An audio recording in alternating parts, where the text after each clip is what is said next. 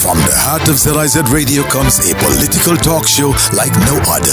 The Edge, with host Devonne Cornelius giving you his take on the biggest stories happening in governance today. Got something to say? Let's hear it. Give us a call at 869-465-2555, Monday to Friday from 11 a.m. to 12 noon. One solid hour of in-depth analysis of the machinery that makes our country tick. The Edge, cutting into the matters at hand.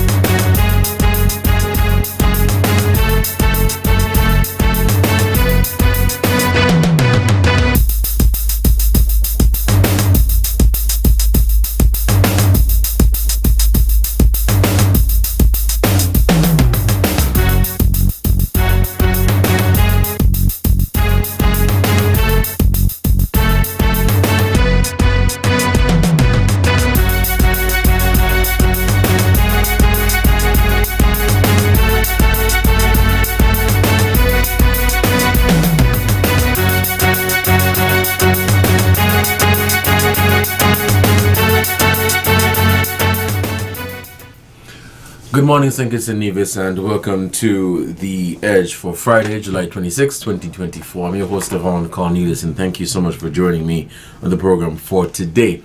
We are also live via social media, so check us out on our YouTube channel at ZIZ Online, as well as our Facebook page, ZIZ Broadcasting Corporation.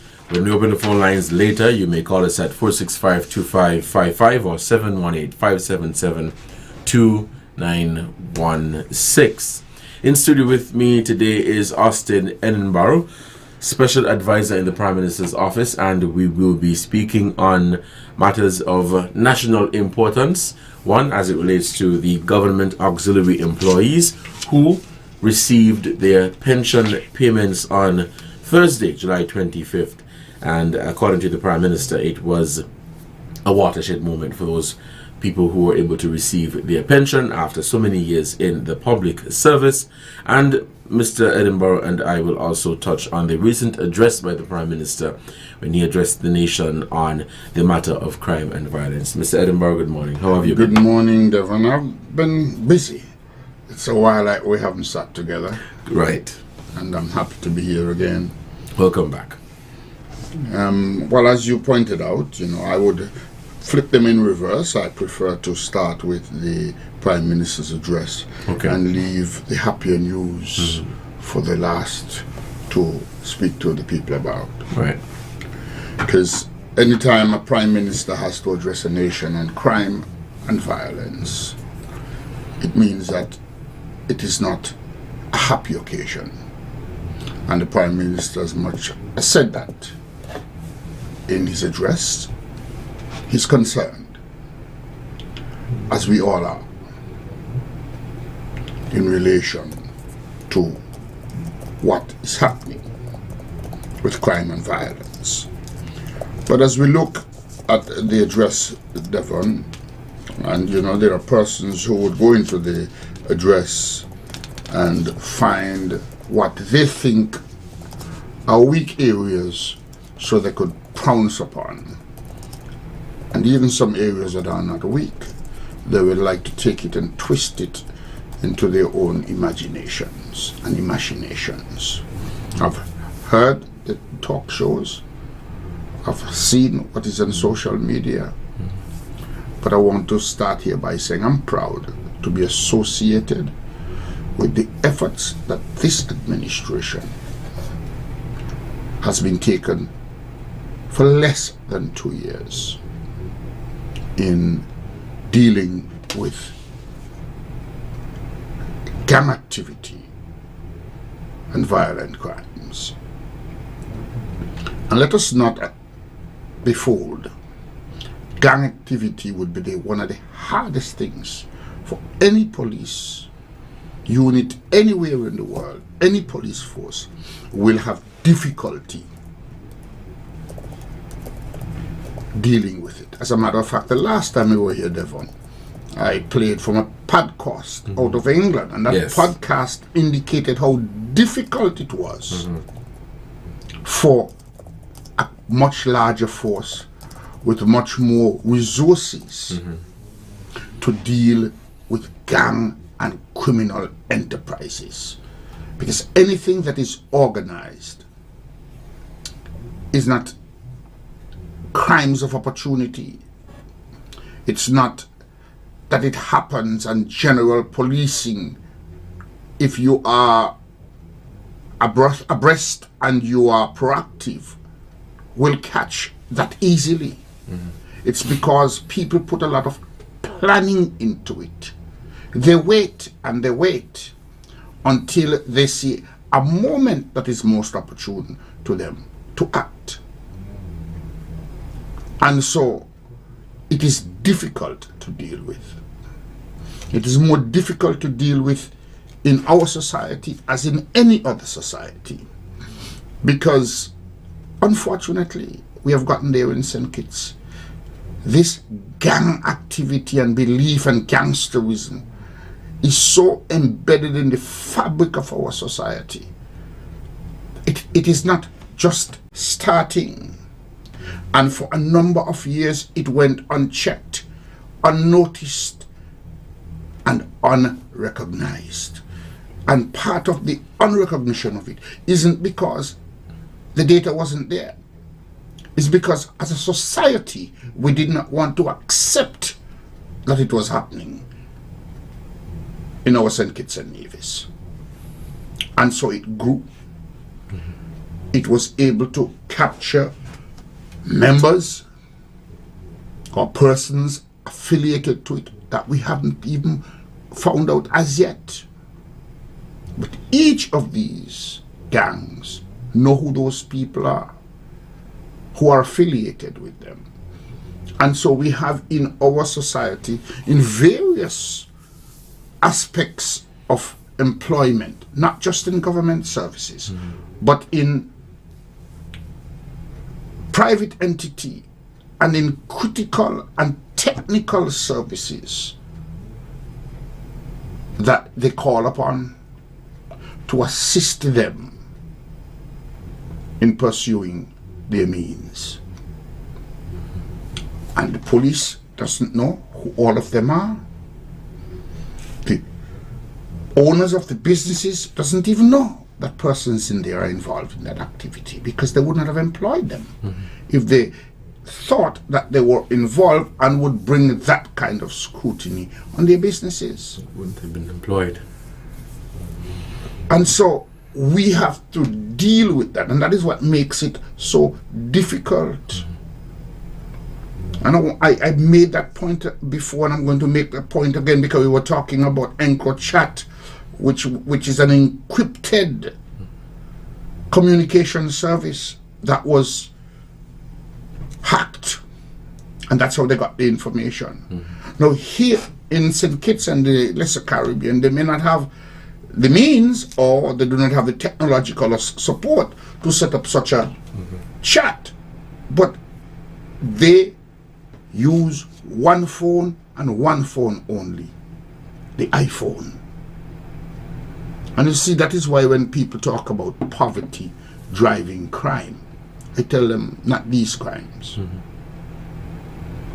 I'm not going to tell you that there's no criminal act that happens that poverty may not drive, but not these. This is driven by greed and hatred.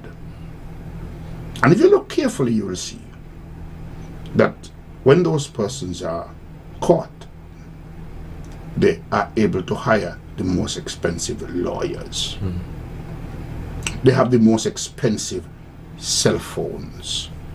When police raid their places now that they are found to be involved, they have the most expensive equipment and tens of thousands of dollars stashed away in their homes. So it can't be poverty. And if we had the ability publicly to go into their accounts, you'll find that the majority of them have tens of thousands or hundreds of thousands on more than one account. So I want us to understand that this particular type of crime that seemed to be escalating the homicide rate, it's not escalating other crimes per se, but as a society we seem to judge crime just based on that.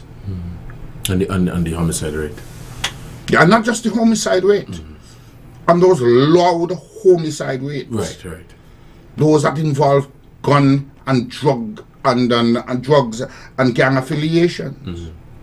In fact, in the Prime Minister's address, he alluded to the fact that the statistics is showing that 2/3, so we're talking about 66.66% of the homicides that have been committed recently are gang related. And reprisals, that's a thing. They will not cooperate with the police to bring in the persons who perpetrated the crime and them. They want to exact their own revenge and justice. Based on or with regard to the work that the police and government have been doing in terms of the different programs and initiatives and the recent measures that were announced, but not necessarily the recent measures, but the measures that have been announced over the last 2 years to tackle especially violent crime. In your estimation, when do you think we will start to see some results, and how can the community play its role in ensuring that we see some positive results? Well, we are seeing positive results already. And the Prime Minister also spoke to a statistic that is showing somewhere between 48 and 50%, and I would say that because it will get to 50%, because there would be an arrest soon, in my based on information I have, in another homicide that happened recently. But let us take what where charges has been laid so far. Of the 19 homicides, in 9 of them, we have been able to gather enough evidence to lay charges. This was as a result of, to an extent and to a great extent, CCTV. I want to say that when we came in, when this administration came in, what we met there, you could not identify the people. You might have seen some activity. That was one of the concerns. But you couldn't identify the people. That has been improved. And that improvement has yielded evidence strong enough on which you can charge. And so that's why I'm telling you that there are positive results. Additionally, we have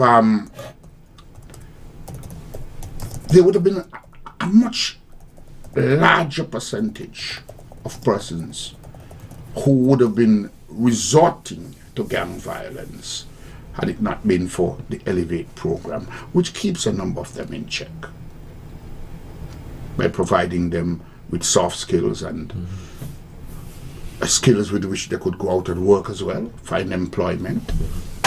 All of these things. It includes some counseling and an aspect of rehabilitation, which has not yet dealt with the reintroduction into society, but it's getting there. And this is something that I would like to say now in relation to that. And I've had a conversation the other day with somebody who have served prison, and he had a conversation with me. And there's the feel, and I've heard other programs espousing that once you have done your time, you have paid for the crime. And so society is just supposed to open its arms and re-accept you. That is wrong. The time that you did is what the criminal justice said that you shall do as a result of the crime.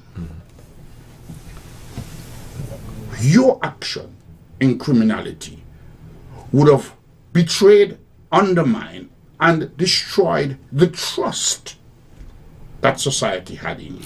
And it also leaves a permanent mark on the lives of many people. Exactly. That you cannot erase. And so, when you come back to society, that is what those who engage in criminal activity has to deal with, and they're not prepared to deal with it, and some of them don't want to deal with it. They think that you're supposed, oh, you did your time, so you're okay now. No, you betrayed the trust. It's only them who can do anything to rebuild the trust. What the rest of society must and should do as a result of that is to recognize what they're doing to rebuild the trust. And if you do nothing to rebuild that trust, if you have the same attitudes, if they're seeing you somebody who, if you get the opportunity again, you're going to do the same thing. If the society sees that in you, they're not going to trust you. So if you, not because somebody detail you to do it, but if on your own, you begin to do some community assistance to older people, you know, to maybe go and just decide, okay, I want to clean up this aspect, this piece of a school. I'm just saying, there are things that those who have been involved in criminal activity and who have been convicted and who serve time can do when they are finished with their time to assist the society in trusting them again, because it is them who betrayed that trust. And until society is able to trust you again, they're going to keep you at an arm's length or even further. And you can't blame society for that. You have to take your accountability in breaking down that trust, and that is the part. And you know, it hurts me when I hear people saying that after you have served your time, all of a sudden society should expend all resources on you to reintroduce you into society and accept you and give you opportunities to rebuild. But you have no responsibility for rebuilding the trust that you destroyed. So it should go both ways. Both ways. Because I am one who believes if a person is doing all that they can to show that they have changed, then society should recognize it. Because then you're also saying to the community and to society that one can commit a crime, go to jail, spend 10-15 years and come right back out and go back into society as if they never committed the crime. Exactly. And that's not fair to the society, because the society will remember. Right. And even, you know, those who believe in the Bible and say, well, talk about forgiveness. You never hear them say you must forget. Only one person they say forgive and forget. Because we have minds. We have subconscious minds. And we may try as much as we want to guide our conscious minds into accepting. Unless the subconscious mind is satisfied, you're not going to be able to trust. And it takes those who violated that trust to do something, to do some things to assist in rebuilding the trust. And that's what I'm saying, that some of the programs that are embarked upon in the Elevate program is already yielding some results. But you're not going to see, those are not results you're going to see straight away. In the long term. They would come, you would see them fully in the long term. But if you pay attention, you would notice. And then you might be able to assist in us getting there sooner. We talk about the reintroducing the magic program into the primary school and the TAPS program into the secondary school. The introduction of, or I must say the revitalization of the cadet corps, all of those things are intended to build character. But sadly, and I had to say that yesterday, I'm going to say it up front. Whenever there's a spike in crime, Devon, those of us who are law-abiding citizens, we begin to point fingers at each other to find a reason why this crime is happening, but none of us is taking the time out to point our fingers at those who are committing the crimes. And until we begin to do that, we are really not going to get anywhere with it, because we are saying to them, go ahead and commit your crimes, because we will destroy each other in the process, trying to figure out who is to blame, while we let you go free in terms of your criminal activity. That's a very good observation that you've made there, and it's only after you've said it I realize that has always been the response whenever there is a crime committed. That we don't go after the person who has committed the crime, but we seek to say, well, it is your fault, or it is my fault, or it is that person's fault. Mr. Edinburgh, we'll have to take a break for some ads. When we come back, we'll continue our conversation here on The Edge. It is 11:23. Let's take this break, and we'll be right back. Stay tuned. Of ZIZ Radio comes a political talk show like no other. The Edge, with host Devonne Cornelius giving you his take on the biggest stories happening in governance today. Got something to say? Let's hear it. Give us a call at 869-465-2555, Monday to Friday from 11 a.m. to 12 noon. One solid hour of in-depth analysis of the machinery that makes our country tick. The Edge, cutting into the matters at hand. I ain't got no hurricane safety tips now. Well, Skellek got, and together we can weather the storm. So, check this. Prepare for power outages. Charge devices before a storm strikes. Develop a plan in the event that electricity goes. Learn where and how to shut off your home's electricity. Ensure that there are no trees in the lines near you. If you are experiencing low voltage, turn off the main switch in your home. Do not touch wet appliances. You feel only Nima can give safety tips? Well, Skellek can too. So be sure to stay tuned to Skellek's Facebook page and website for updates about the outages and restoration. For emergencies, our contact numbers are 465-2013, 661-2013, and 600. I repeat, 465-2013, 661-2013, and 600. Remember, with Skellek's hurricane safety tips, together we can weather the storm. Reliable and responsible. Skellek is here for you. Powering our community.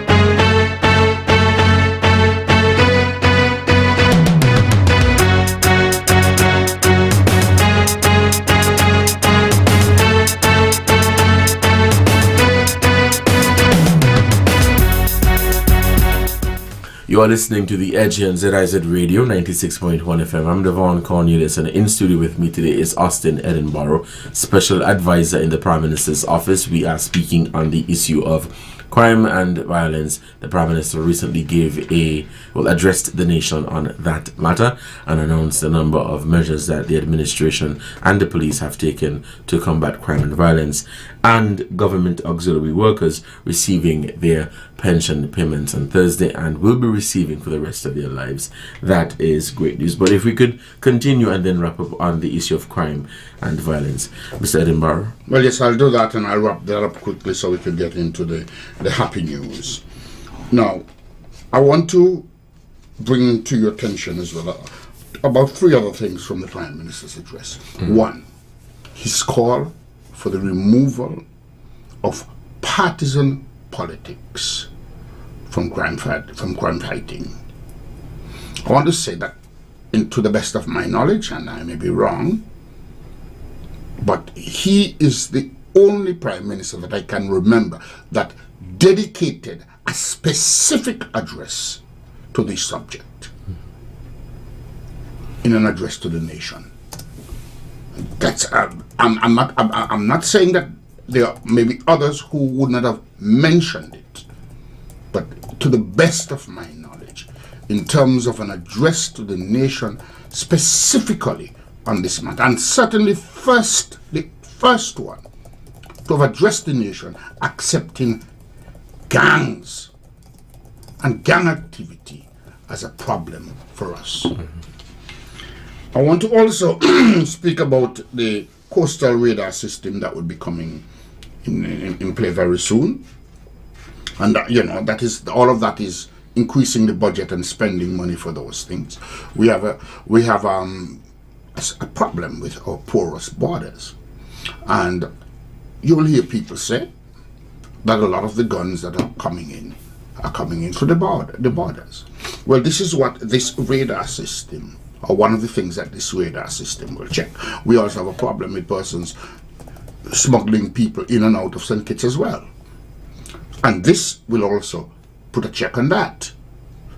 And other, like drugs and so on, that they come in and go out. And so things are happening that will improve on the prevention and the detection of crime. And Devon, I want to say this because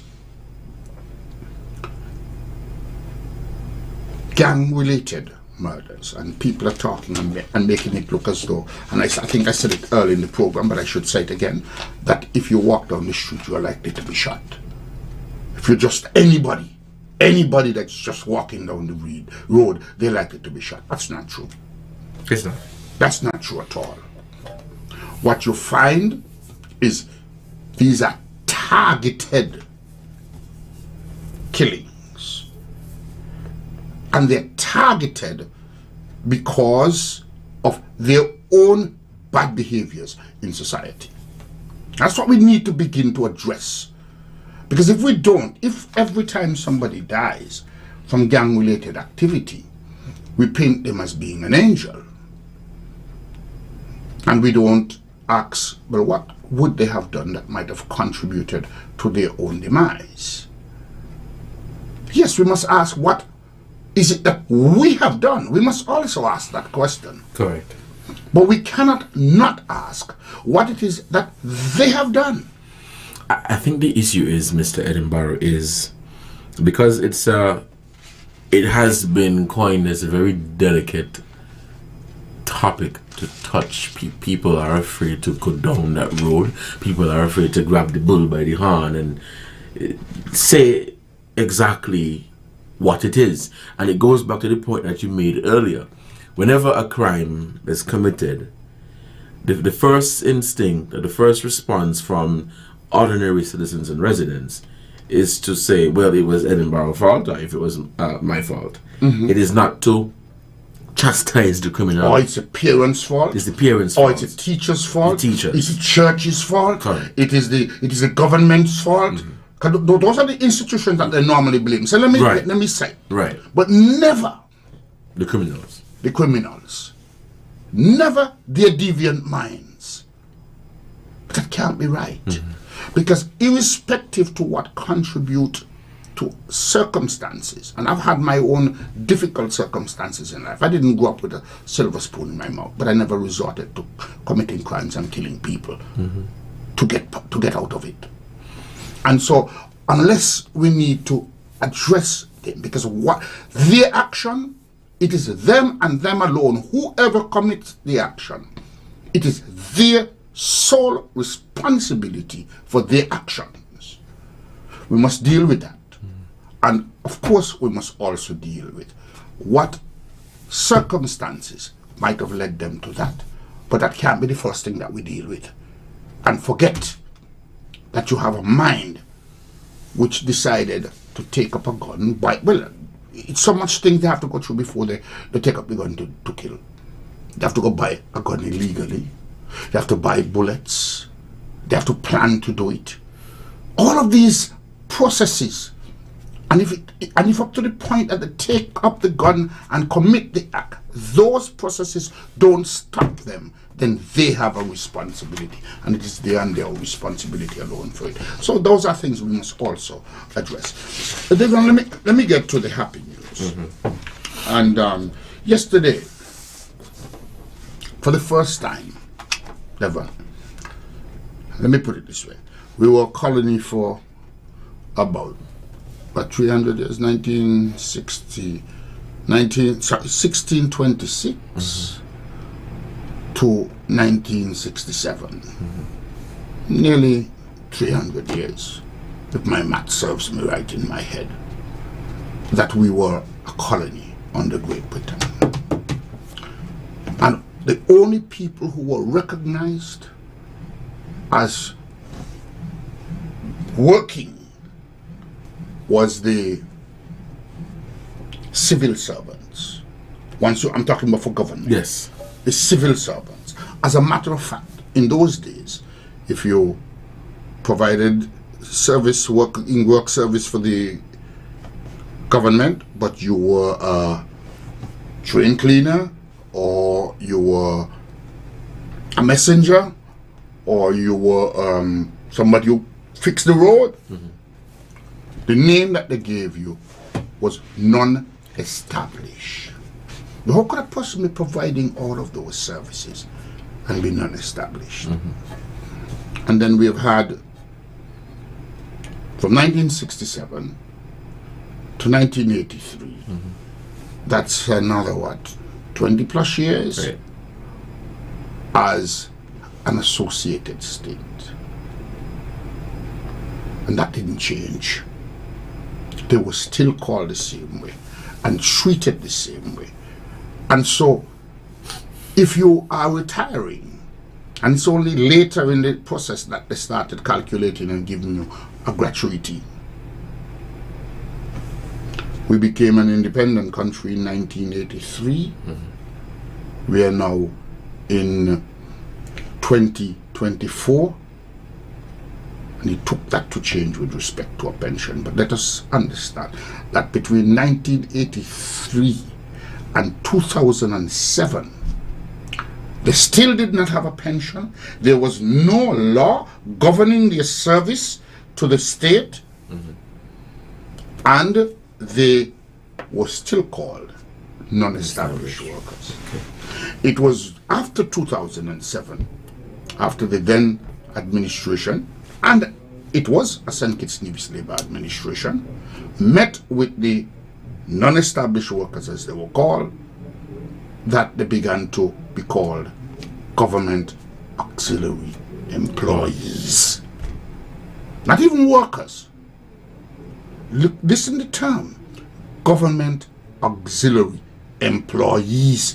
So for the first time in 2012, when the law was passed within the system, that's when they became considered as an employee. And so that was a dignified moment. But passage in that time as well was a law to grant them a pension. So they would get a gratuity according to the law, but they will get a pension. So you're talking about 2012. Between 2012 and 2024, well, based on the date of the law, it's not quite, but it's almost 12 years. Government, the administration changed in 2015, Devon. And still, nothing was done to grant them a pension. And why? Do you know why? Well, again, and I'm going to say now, that yes, the previous administration did some calculations. But if this administration were to take what they met and just paid that, well, it would have been insulting to the people, because there would have been some people who would have gone home with less than $100 per month as a pension, based on the data that this administration met there. It's important to understand that, because they're going to say that they did, and yes, they did some calculations. But I want to show again what happened to the government auxiliary employees under the previous administration. There was a calculus that was used to calculate their gratuity, and that would have given them a particular amount, which probably would have amounted to maybe somewhere about 50% of what they worked for, whatever it was. But during the previous administration, I think that happened in 2021, they recalculated using a new calculus. And instead of improving on what the government auxiliary employees were getting, they reduced it by 2/3. So from 2021, if based on the old calculation, you were to get $15,000 as a gratuity, the new calculus gave you $5,000. And this is a fact. And one of the first things that this administration tackled when it came in was to recalculate that. So persons who retired and that formula was used, it was recalculated, and it was down at NEMA that they had the ceremony, and they were paid the difference. They were paid the difference, taking it back up to what it used to be. Right. So they got 2/3 more. It was this Dr. Terence Drew led SKNLP administration that did that. But apart from that, the Prime Minister was very emphatic that he wants them to get their pension in his first term of government. And once it was not satisfactory, or let us say, not that the government wasn't satisfied or the administration wasn't satisfied, it was just insulting to implement what we met there. And so the Prime Minister asked for a recalculation to be done and a re-engagement of the actuary. Do you have an idea of how many people have benefited thus far from this new pension? Well, just about 200 checks were calculated. Okay. Yesterday, over 100 persons collected. Okay. But the others were there. Now, this, after lots of going back, because he sent us back, and yes, I was a part of the committee, sent us back many times with what was recommended, because all actuaries take the statistics, they take the figures, and they provide you with a number. But for the government, that was not good enough. That was not good enough not for the government, but for the people who would have been receiving. As the Prime Minister would have said, they worked hard all these years. And so finally, there was a formula that would have been a pension that people could be proud of. It will account for maybe 40% of your overall pension as time goes on. Because now what is happening is that it doesn't affect your Social Security pension. Your Social Security pension is about 60% of what you would have earned over the time. And I say about. And so the idea is that at your time of retirement, your pension should equal the salary that you were getting at that time when you retired. And so you're looking at about 40%. Again, let me say, had we used the formula that we met there, persons would have been going home with less than $100 as a pension. And for clarity, because this question was asked yesterday, the pension that the GAEs received yesterday and will be receiving is separate and apart from their Social Security pension. It has nothing to do with that. Okay. So that is additional at the time, and that's when people need as much income as they could get, because they're not working most of them. They're not working anymore, but they still have to live. Right. And so, I'm telling you, I was happy yesterday. I mean, if you were down there and you heard, because I was there. I was there as well. Well, good. So you heard, and I didn't even see it, but so you heard how the people reacted. Yes. Because this is dignity. Apart from anything else, it is recognizing that they gave valiant and recognizable service to the progress and development of state. That is what this pension has done. And so a person could feel comfortable and happy working as a GAE worker and don't have to ask to be promoted or to be recognized as a civil servant for them to get a pension, because they would be getting a pension. And so no longer, if you have a wife or a husband who is a civil servant and a wife or a husband who is a GAE worker, only one of them would be getting a pension. And very important, Devon, this pension is not for yesterday. This pension is for the rest of their lives. Right. It's very important. And it was also mentioned that there are going to be a retroactive payment. Good. Now let me get to that, because there may be persons, and you know, people like to compare. Okay. Now, if you were 62 at 1st of January 2024, and you would have worked a minimum of 15 years, then your back pay would have been 6 months plus July. So you would have gotten a check that covers 7 months of your pension. Okay. But you would have had to qualify at that date.